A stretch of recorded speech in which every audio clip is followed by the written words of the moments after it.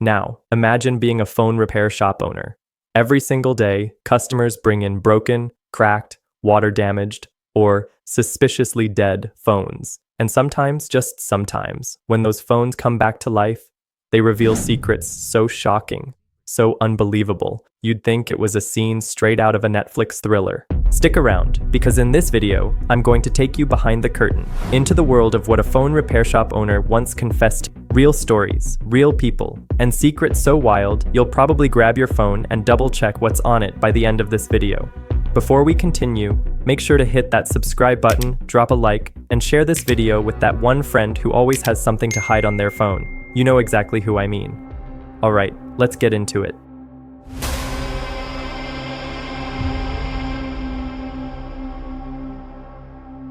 It usually starts the same way.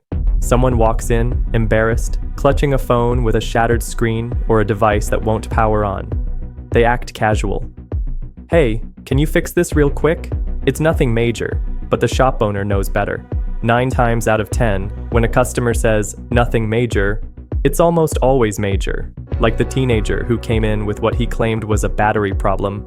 He was a typical high school kid, trying to play it cool. He swore his phone just wouldn't hold a charge anymore. But when the phone was opened up and powered again, the real issue wasn't the battery at all. It was that the poor phone was drowning in secret apps, hidden chats, and folders locked with suspiciously creative names. Let's just say math homework wasn't math homework. The teen's face went pale when a stream of notifications began popping up on the screen, revealing a dozen different messaging apps he'd gone to great lengths to hide. There was Vanish Messenger, which promised to delete messages instantly but had apparently failed spectacularly, leaving a trail of conversations about a secret party. Another was a messaging app with a calculator icon on the home screen. Once you entered a specific PIN, it opened up a world of incriminating photos and group chats. The sheer volume of hidden data was overwhelming. The phone wasn't failing because of the battery, it was struggling to process the sheer volume of his digital double life. The shop owner, a veteran of these kinds of situations, simply asked, "You got a lot on your plate, huh?" The kid just nodded silently, desperate to get his phone and his secrets out of the shop. The thing is, a good repair owner isn't snooping, but when a phone boots up, notifications light up, apps open, and sometimes the truth doesn't bother to hide. For the repair owner, it's less about judgment and more about a quiet, weary acceptance of human nature. This is just the warm-up. Now this one's a favorite. A woman storms into the shop, clearly upset. She's a well-dressed professional, clutching a phone that's hot to the touch. "My phone keeps overheating. I don't know why. Please just fix it." Simple enough, right? But when the owner runs diagnostics, it's clear the phone wasn't overheating because of a faulty battery. No, it was because the storage was maxed out. And what do you think was eating up all the space? Hundreds of files she thought she'd hidden.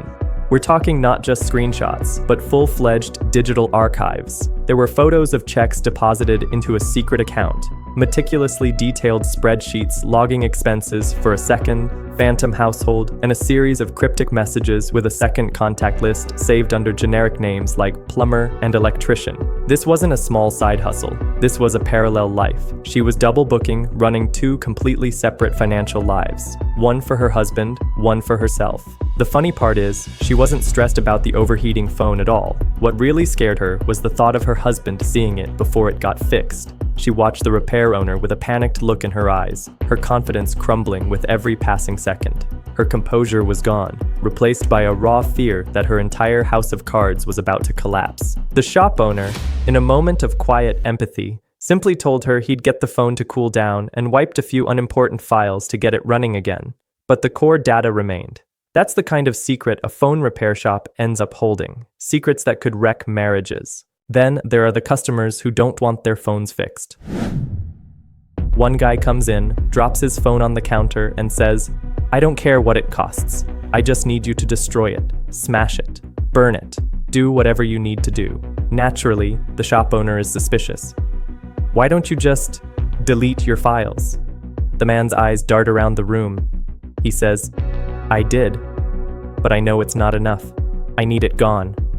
Really, truly gone." He knew something most people don't. Even when you delete files, a lot of them aren't truly gone. They can be recovered, This isn't a myth from a spy movie. On a technical level, when you hit delete on a modern phone, the data isn't physically erased. Instead, the phone's operating system simply de-indexes the file, marking the space on the flash memory as available to be overwritten. The file itself remains in a recoverable state until new data is written over it. Professional data recovery tools and forensic software can easily carve these deleted files out of the raw memory, piecing them back together from the fragments that remain. And he wasn't about to let anyone recover his. He was willing to pay double, triple the price of a normal repair just to have the phone physically dismantled and the memory chips crushed beyond any hope of recovery. The shop owner, having seen enough, agreed to do it. We never find out what was on that phone, but the fact that he was willing to pay a fortune just to have it destroyed tells you everything you need to know about the gravity of the data it held. It wasn't a matter of convenience or cost. It was a matter of total digital obliteration. It's a reminder that true peace of mind for some people doesn't come from a password, but from total physical destruction. Now, this is one of the strangest stories. A man drops off a phone for repair, says he'll be back in a few hours, except he never comes back. Days turn into weeks, and the phone sits on a shelf. The shop owner tries to call the number he left, but it's disconnected. Here's where things take a turn. The data inside didn't match the man who dropped it off. There were business documents, private ID scans, personal photos that didn't belong to the customer. It looked like the phone had been stolen, or worse, was part of something illegal. The shop had no choice but to hand it over to the authorities. The shop owner followed up later and was told that the phone was a veritable treasure trove for investigators. It wasn't a simple theft. The phone contained encrypted messages, location data that meticulously tracked the movement of the owner through different states, and what appeared to be a list of aliases and false identities. The data painted a picture of a sophisticated operation, possibly tied to identity theft or something much more sinister. The man who dropped it off was likely a mule, instructed to get rid of the device after a job. The fact that he never returned for it only confirmed that the data inside was a liability, and abandoning it was a desperate attempt to sever a connection. It became a crucial piece of a much larger criminal puzzle, all because of a broken screen that the repair shop was asked to fix. But the secrets aren't always so dramatic. Often, they are far more mundane, yet just as revealing. A customer might bring in a phone that won't turn on, and when it's revived, the repair owner finds it full of hundreds of screenshots of conversations that never happened. Unsent text drafts, unsent love letters, arguments typed out but never sent.